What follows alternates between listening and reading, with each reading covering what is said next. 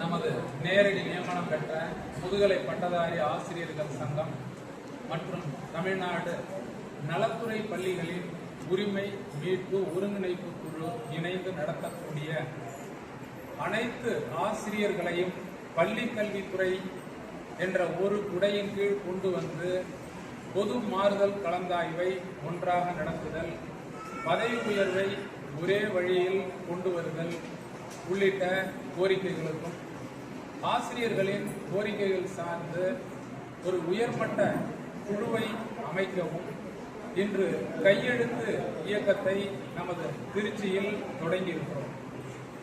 இன்றைய இந்த இயக்கத்தினுடைய முக்கியமான இந்த நிகழ்வாவது நீதியரசர் சந்துரு அவர்கள் அளித்த அறிக்கையின்படி தமிழ்நாட்டில் உள்ள அனைத்து நலத்துறை பள்ளிகளையும் ஒரே குடையின் கீழ் கொண்டு வர வேண்டும்.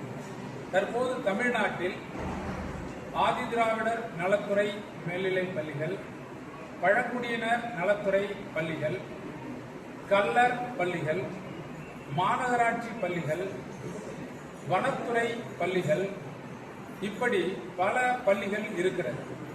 இந்த அனைத்து பள்ளிகளையும் ஒரே குடையில்